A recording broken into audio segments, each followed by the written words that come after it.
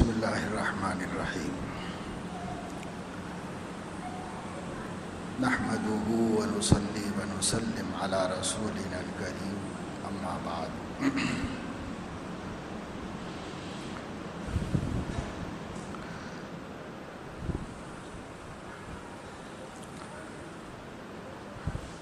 قال اللہ تبارک و تعالی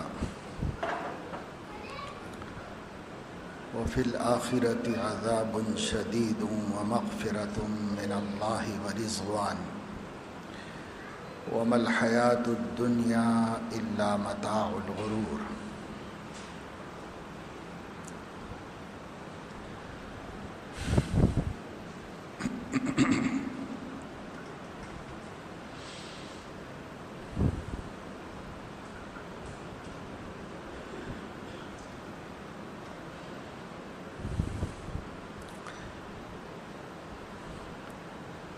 دنیا میں سب سے قیمتی اور سب سے زیادہ لائق عزت جو چیز ہے وہ خود انسان ہے۔ جتنی مخلوقات ہیں وہ انسان کے مقابلے میں حقیر ہیں، اور انسان ہر مخلوق سے وقی اور ہر مخلوق سے زیادہ قیمتی ہے۔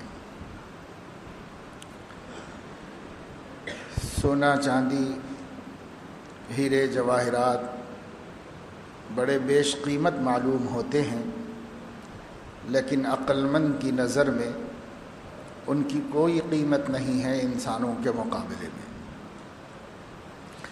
ایک انسان اگر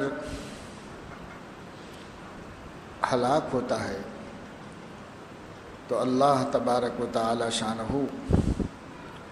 اس کو تو پوری آبادی کی ہلاکت سے تعبیر فرماتے ہیں۔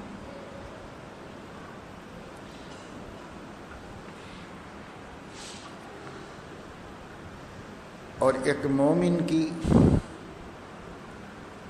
قدر و قیمت اس سے زیادہ قرآن و سنت میں موجود ہے، اور ظاہر سی بات ہے کہ جو اپنے خالق و مالک کو نہیں مانتا اور جو مانتا ہے اس کے درمیان زمین آسمان کا فرق ہے۔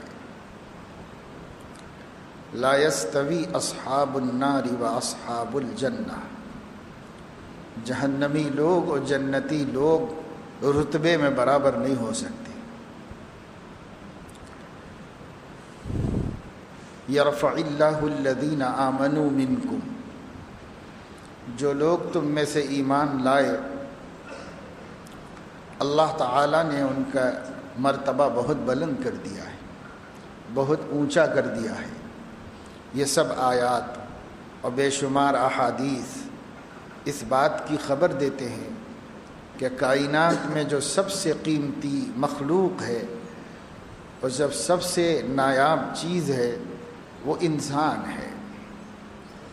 انسان کے لیے کائنات پیدا ہوئی ہے، انسان کے لیے شریعت بھیجی گئی ہے، انسان کے لیے جنت اور دوزخ کا نظام قائم کیا گیا ہے، انسان ہی کے لیے ارض و سما کی پیدائش ہوئی ہے۔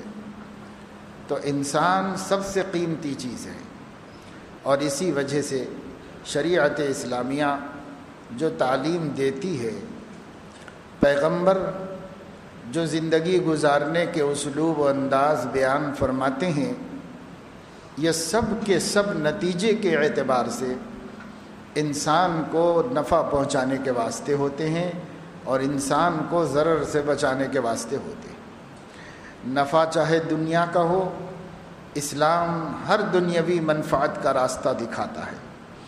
نفع چاہے آخرت کا ہو، اسلام ہی وہ دین ہے جو آخرت کی کامیابی کا راستہ دکھاتا ہو۔ نقصان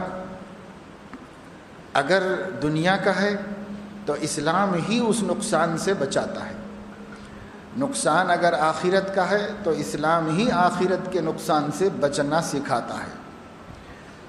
اسلام ہی کی تعلیمات ساری تعلیمات ہم کو نفع و نقصان سے جوڑی ہوئی ہے، کیونکہ انسان ہی اللہ کے نزدیک سب سے اشرف مخلوق ہے، اس لیے انسانوں کے واسطے یہ سارا انتظام ہے۔ اور سب سے بڑھ کر یہ ہے کہ انسان آخرت کے عذاب سے محفوظ ہو جائے۔ دو انجام ہیں اس انسانی آبادی اور انسانی برادری کے اختتام پر۔ جب یہ ختم ہو جائے گی دنیا اور سارے انسان مر جائیں گے اور اب کوئی انسان پیدا نہیں کیا جائے گا، تو وہ انسانی برادری کا اختتام ہے۔ اس اختتام پر دو انجام ان کے واسطے اللہ تعالیٰ نے بیان فرما دیے ہیں۔ وَفِي الْآخِرَةِ عَذَابٌ شَدِيدٌ وَمَغْفِرَةٌ مِّنَ اللَّهِ وَرِضْوَانٌ۔ آخرت میں دو ہی انجام ہیں، یا تو سخت ترین عذاب ہے یا مغفرت و بخشش، انعام و احسان ہے۔ کچھ لوگ اس طرف جائیں گے، کچھ لوگ اس طرف جائیں گے۔ تو انسانوں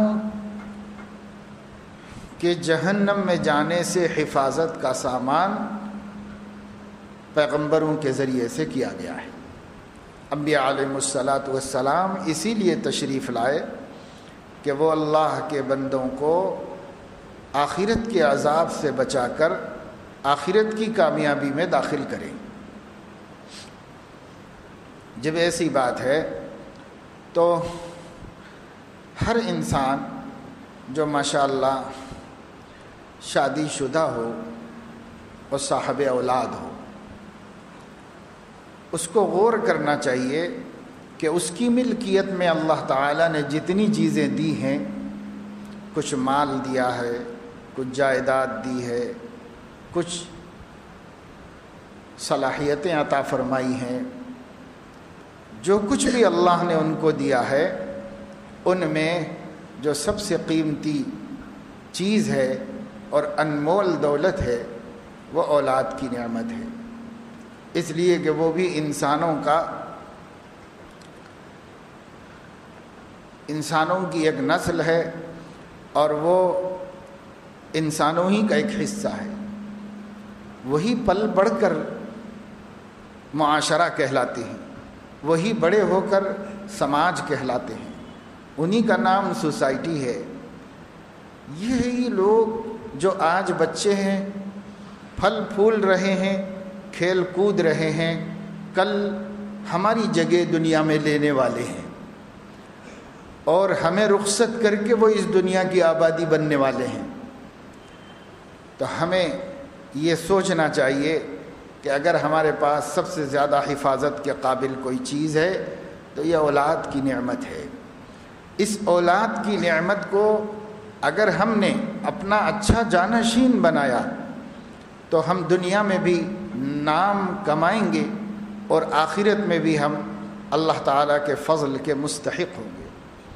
اور اگر ہم نے اپنی نسل کو اچھا جانشین نہیں بنایا بلکہ برا جانشین بنایا، ان کی تربیت نہیں کی، ان کی تہذیب درست نہیں کی، ان کی صحیح تعلیم کا بندوبست نہیں کیا، ان کے اخلاق پر نظر نہیں رکھی اور ان کو تہذیب اسلامی سے آراستہ کرنے کی فکر نہیں کی، تو ہم تو جانا ہی ہے۔ جب جائیں گے تو اپنا جانشین اپنی جگہ پر برے جانشین کو چھوڑ کے جائیں گے، جس کی وجہ سے ماحول خراب ہوگا اور اللہ کے دین کو نقصان پہنچے گا۔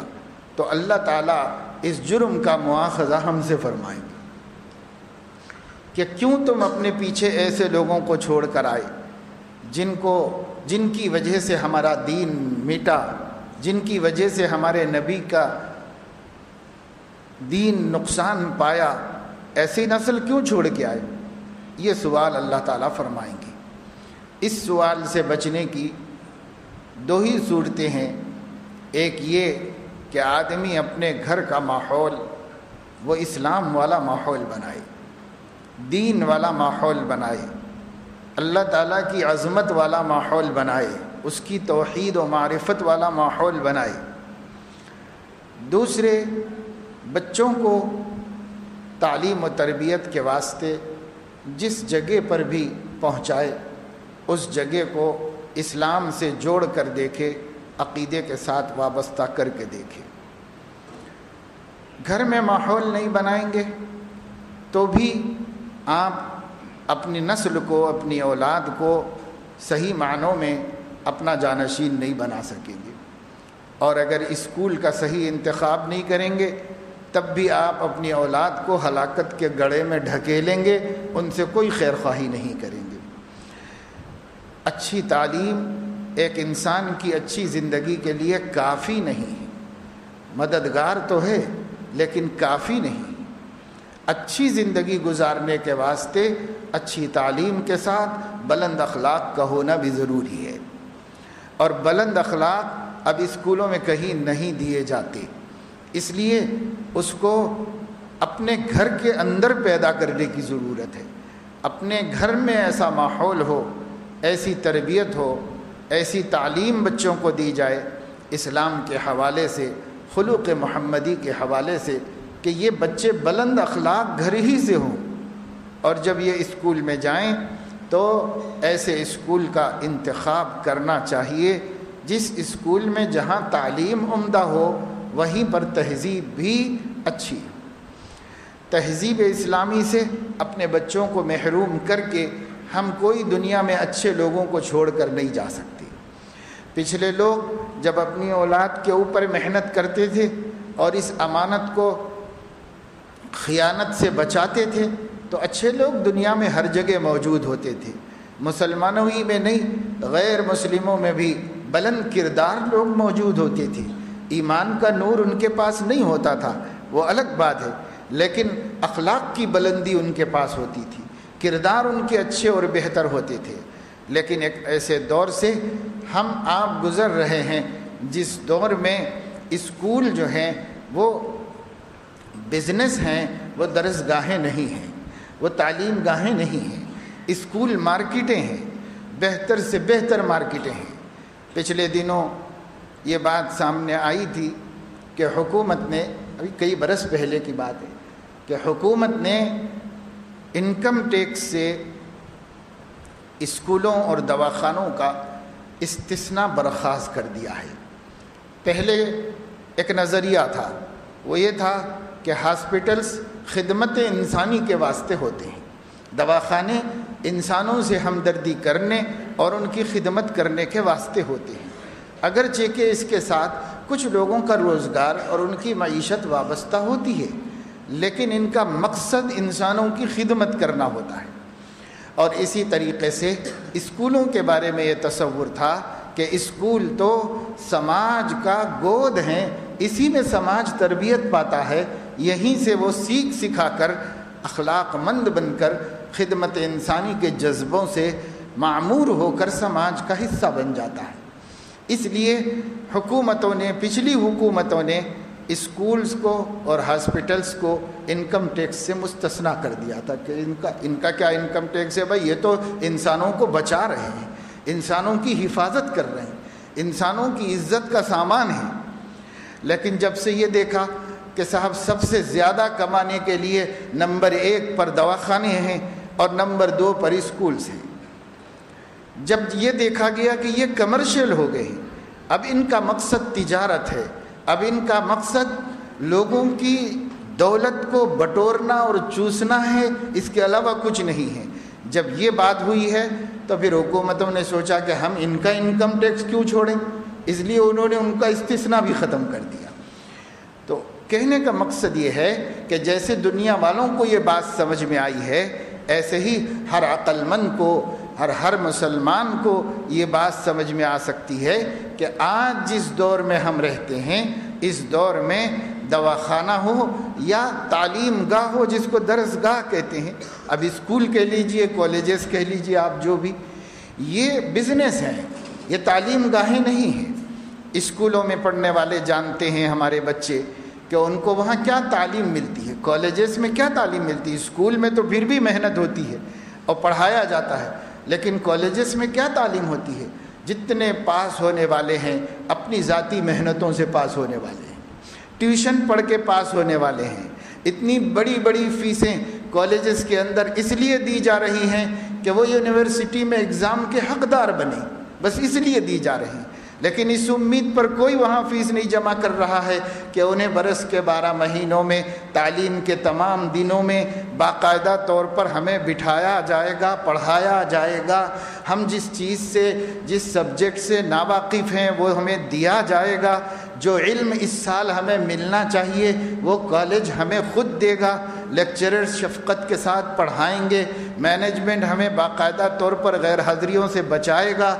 جب یہ ماحول ہو کہ حیدرآباد کے ایک بڑے مشہور کالج کے بارے میں پڑھنے والے ایک اسٹوڈنٹ نے مجھے کہا کہ بسا اوقات اگر ہم پابندی سے چلے جائیں تو لیکچررز ہی کہتے ہیں کہوں تم لوگ پابندی سے آ رہے ہو، کچھ کھیل کود کرو، کچھ پکنک کا پروگرام بناؤ، کچھ یہ کرو. تو ایسے کالجز کے اندر علم کیا ملنے والا ہے؟ بھائی ان کو دولت بٹورنا ہے، وہ اپنا دولت بٹور رہے ہیں. اگر علم لیا جاتا تو کالج میں تو بہت نازک وقت ہے، صلاحیتوں کے بننے کا زمانہ ہے. ایسے وقت میں بچوں کو اتنا مصروف کیا جا سکتا تھا اور اس قدر تعلیمی ذمہ داریاں ان کے اوپر ڈالی جا سکتی تھی کہ ان کو معاشقے کرنے کی فرصت نہ ملتی.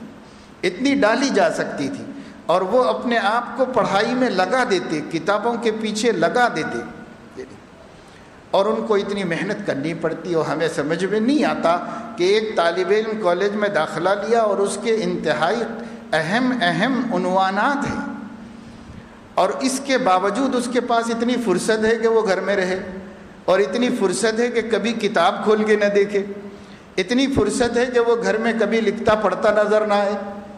اس کے برخلاف تو ہم دیکھتے ہیں مدارس دینیہ کے اندر کہ وہی 7 گھنٹے بچوں کو پڑھنا پڑتے ہیں اور وہی 7 سبجیکٹ اور مضامین ان کے بھی ہیں، لیکن ان کا حال یہ ہے کہ رات میں 12 بجے تک پڑھنے کے باوجود پڑھنے کے لیے ٹائم کافی نہیں ہوتا. سفر سے میں راتوں میں آتا ہوں 1 بجے، کبھی 2 بجے، تو 1-2 بجے بھی بچے بیٹھ کر کہیں نہ کہیں کے مدرسے کی طرف سے بتیاں بجھا دی جاتی ہیں، ایک آدھ لائٹ روشنی کے لیے رکھی جاتی، تو وہاں جا کے بیٹھ کے پڑھتے ہیں اور پڑھتے ہیں، کہتے ہیں کہ ٹائم کافی نہیں ہو رہا، بس نہیں ہو رہا. تو کیوں؟ پڑھنا ہے ہی نہیں. اگر پڑھنا ہوتا تو کیوں نہ قابل لوگ دنیا کے اندر وجود میں آتے. قابل لوگوں کا پرسنٹیج کتنا ہے؟ فارغ لوگ تو بہت ہیں لیکن قابل لوگ اس میں کتنے ہوتے ہیں؟ ان کی تعداد بہت تھوڑی سی ہوتی ہے، مختصر سی ہوتی ہے، اور وہ اپنی ذاتی محنت سے پڑھا ہوا بچہ ہوتا ہے یا بچی ہوتی ہے، اس پر اسکول اور کالج کا کوئی خاص احسان نہیں ہوتا اس کے اوپر. معاشرے کو آپ دیکھ لیں، صورتحال دیکھ لیں. آپ ہم سے زیادہ جانتے ہیں کہ پڑھے ہوئے ہیں بہت سے لوگ اس کے اندر. ہم تو اسکولوں کالجوں میں پڑھے ہوئے نہیں، لیکن حالات پر تو ہم بھی نظر رکھے ہوئے ہیں. کیا ماحول ہوتا ہے، کیسا سسٹم ہوتا ہے.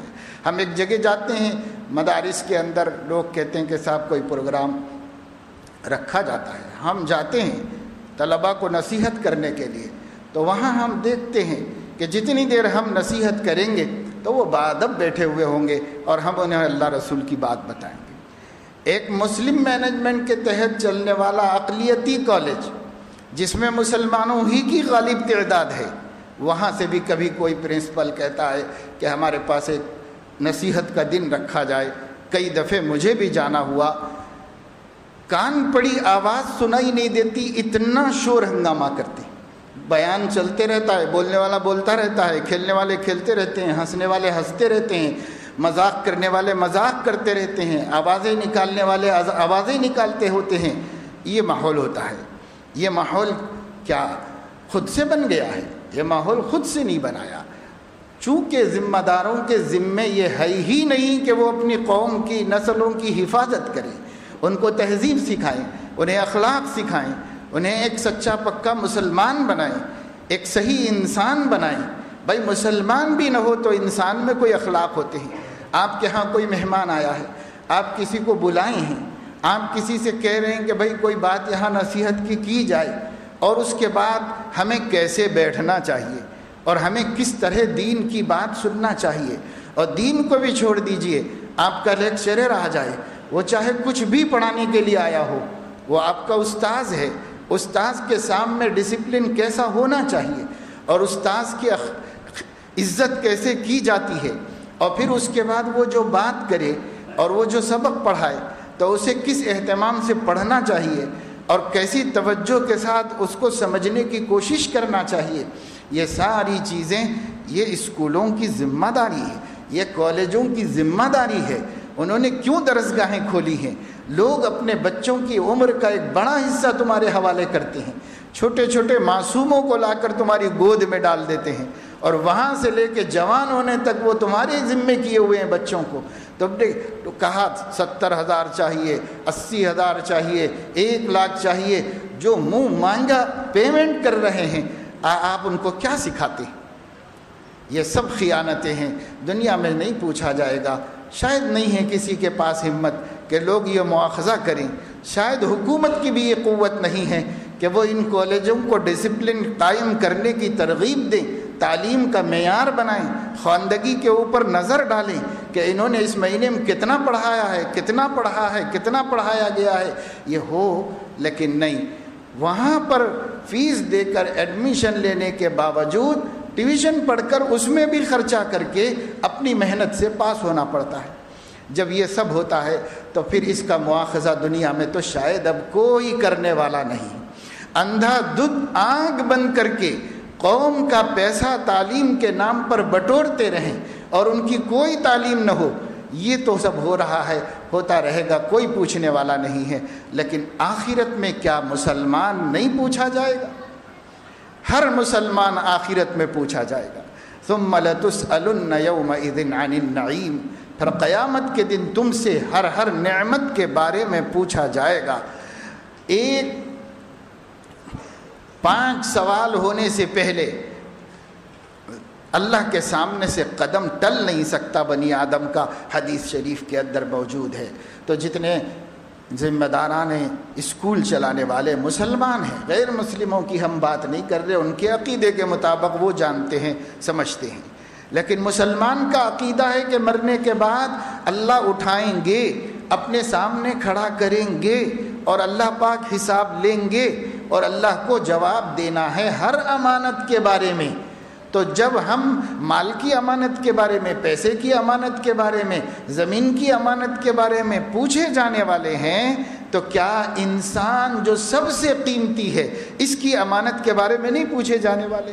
یہ انسان جتنے اسکول میں دیے گئے ہیں یہ امانت ہے اللہ رب العزت کی، یہ انسان جتنے کالجز میں دیے گئے ہیں یہ امانت ہے اللہ رب العزت کی۔ اس امانت کے بارے میں یہ کہنا کہ بھائی ایسا ہی چل رہا ہے، ایسا ہی چلتا ہے، ایسا سمجھنا اللہ تعالیٰ کے پاس جواب دہی کے احساس سے محروم ہونے کا نتیجہ ہے۔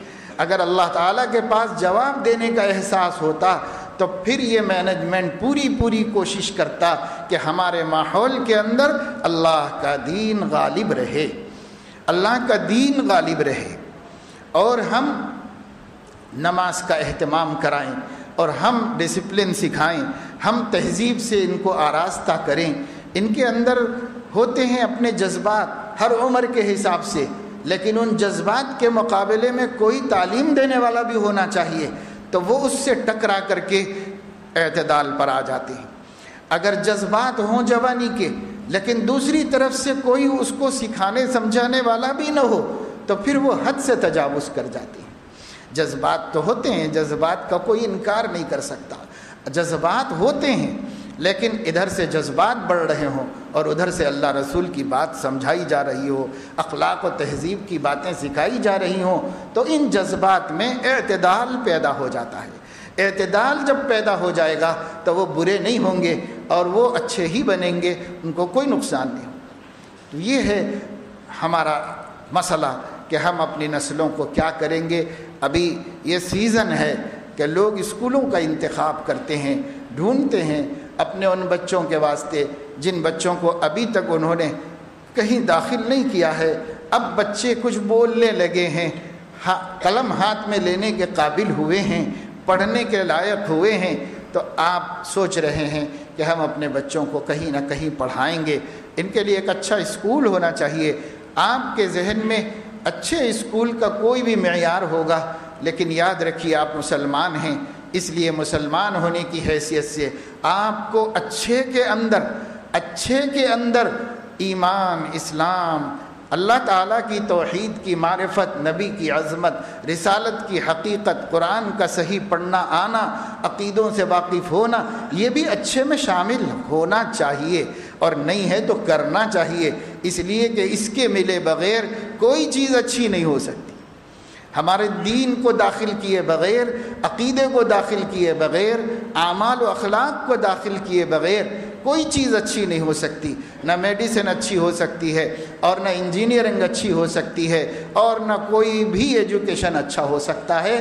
اسی وقت اچھا ہوگا جب اس کے ساتھ اللہ کا دین بھی ساتھ ساتھ چل رہا ہو، اللہ کا دین بھی جڑا ہوا ہو۔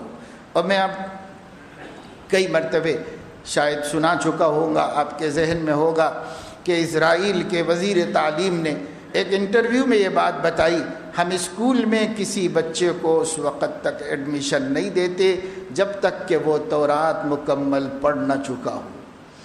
لیکن کیا وہ دن بھی آئے گا کبھی حیدرآباد میں کہ یہ کہا جائے مسلم مینجمنٹ کی جانب سے، ایسے اسکولوں کی طرف سے جو ہمارے ہاتھ میں ہیں، کہ ہم کسی بچے کو اس وقت تک داخلہ نہیں دیتے جب تک کہ وہ قرآن کریم مکمل نہ پڑھ لیا ہو؟